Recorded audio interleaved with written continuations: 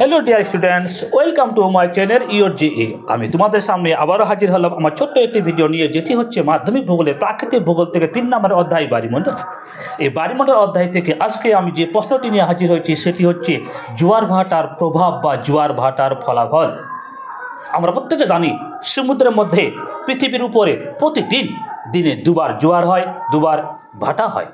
এই জোয়ার ভাটা যখন সৃষ্টি হয় তখন জোয়ার ভাটার আমরা কিছু ফলাফল বা প্রভাব লক্ষ্য করতে পারি।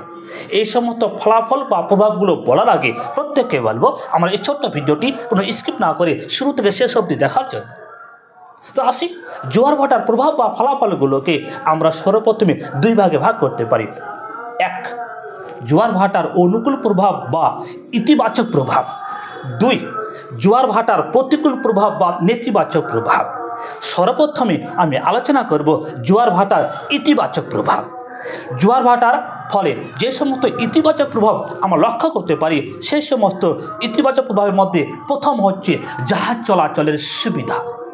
যখন সমুদ্রের গর্ভে জোয়ার ভাটার সৃষ্টি হয় তখন জোয়ারের জল নদীর গর্ভে প্রবেশ করে যায়, যার ফলে নদীর গর্ভে জলের স্ফীতি বেড়ে যায়। ফলে নদীর মধ্যে যে সমস্ত জাহাজ চলাচল করে সেই সমস্ত জাহাজ চলাচলের সুবিধা হয় এবং সমুদ্রের গর্ভে যে জোয়ার ভাটা সৃষ্টি হলো সেই জোয়ার ভাটার কারণে সমুদ্রের মধ্যে যে সমস্ত জাহাজ চলাচল করে সেই সমস্ত জাহাজগুলো অতি সহজে নদীর মোহনার বুকে অর্থাৎ বন্দরের কাছে এসে ভিড়তে পারে এবং যখন ভাটার সৃষ্টি হয় তখন ভাটার টানে সেই সমস্ত জাহাজগুলো সমুদ্রের গর্ভে ফিরে যেতে পারে।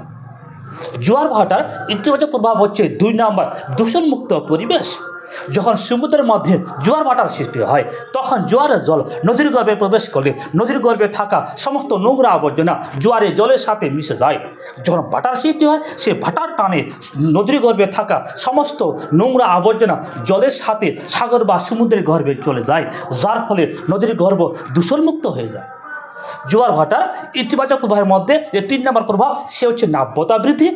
যখন সমুদ্রের গর্ভে জোয়ার ভাটার সৃষ্টি হয় এই জোয়ারের জল নদীর গর্ভে প্রবেশ করলে নদীর জলের স্ফীতি ফলে, কিন্তু যখন ভাটার সৃষ্টি হয়ে যায় ভাটার টানে নদীর গর্ভে থাকা পলিগুলো ভাটার টানে সাগর বা সমুদ্রের গর্ভে চলে যায় বা নদীর গভীরতা বেড়ে যায় বলে আমরা বলতে পারি জোয়ার ভাটার সৃষ্টি হলে নদীর নাব্যতা বেড়ে যায়। জোয়ার ভাটার ইতিবাচক প্রভাবগুলির মধ্যে পরবর্তী যে প্রভাব সে হচ্ছে মৎস্য শিকার। যখন জোয়ার ভাটার সৃষ্টি হয় জোয়ারের জল স্ফীতি বেড়ে যায় বলে সমুদ্র গর্ভের জল নদীর মোহনার ভিতর দিয়ে নদীতে প্রবেশ করে। এই জোয়ারের জল নদীর গর্ভে প্রবেশ করার সময় সাগর বা সমুদ্রে বহু মাছ নদীর গর্ভে প্রবেশ করে যায়, ফলে নদীর গর্ভতে মাছ ধরতে সুবিধা হয় বলে আমরা বলতে পারি ইতিবাচক প্রভাব স্বরূপ নদীর গর্ভে মৎস্য শিকারের সুবিধা হয়। জোয়ার ভাটার ইতিবাচক প্রভাব স্বরূপ যে পরবর্তী প্রভাব সে হচ্ছে বিদ্যুৎ উৎপাদন।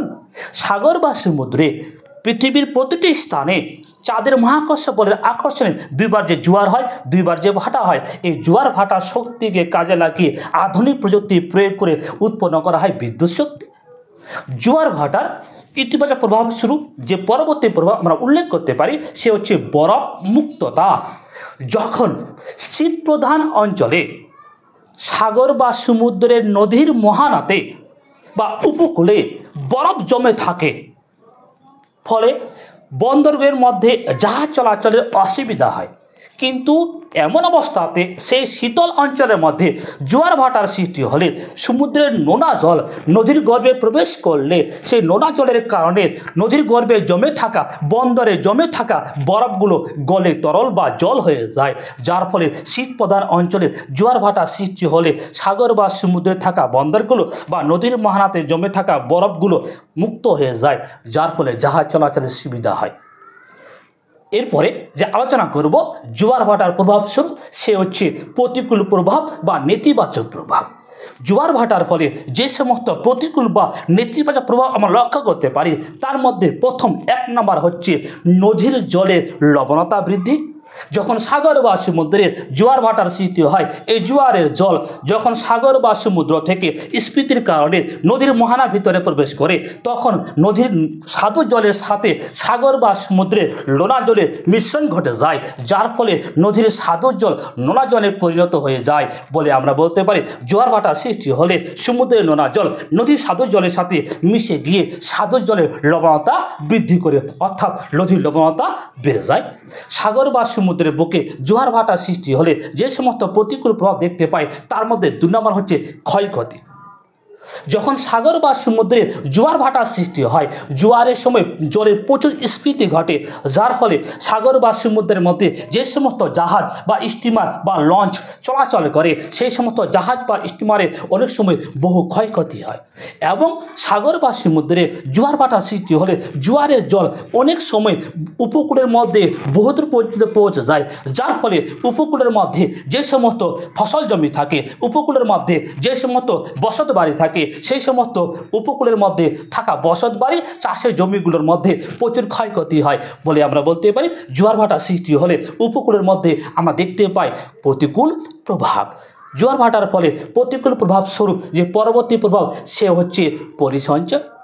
যখন সাগর বা সমুদ্রের মধ্যে জোয়ার ভাটার সৃষ্টি হয়, জোয়ারের জল সাগর বা সমুদ্র থেকে নদীর গর্ভে প্রবেশ করলে, তখন যদি এমন হয় জোয়ারের শক্তি বেশি থাকে বলে নদীর মোহনা দিয়ে প্রচুর জল নদীর গর্ভে প্রবেশ করে যায়, কিন্তু ভাটার সময়ে সেই পরিমাণ জল তত শক্তি নিয়ে নদীর গর্ভ থেকে বেরিয়ে আসতে পারে না, ফলে নদী বাহিত যে সমস্ত পলি, সেই সমস্ত পলি, সমগ্র পলি ভাটার টানে সাগর বা সমুদ্রে ফিরে আসতে পারে না বলে বহু পলি নদীর গর্ভে জমা পড়ে যায়, যার ফলে নদীর পলি সঞ্চয় বেড়ে যায়, ফলে নদীর নাব্যতাও কমে যায়।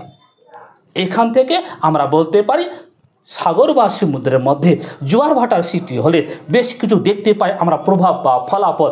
যে প্রভাব বা ফলাফলগুলোকে আমরা 2 ভাগে আলোচনা করতে পারি, অনুকূল প্রভাব আর প্রতিকূল প্রভাব। আমার ভিডিও এখান থেকে শেষ করছি। দেখার জন্য প্রত্যেককে ধন্যবাদ। তোমরা অবশ্যই আমার এই চ্যানেলটিকে ইওর জে সাবস্ক্রাইব করে রাখবে, লাইক করবে, সাথে শেয়ার করবে, আর অবশ্যই নোটিফিকেশন বেলটি অন করে রাখবে, যেন পরবর্তী ভিডিও তোমাদের কাছে নোটিফিকেশন স্বরূপ পৌঁছে যায় এবং তোমরা ক্লিক করে সেটিকে দেখে 2025 সালের মাধ্যমিক পরীক্ষার জন্য নিজেকে প্রস্তুত করতে পারো।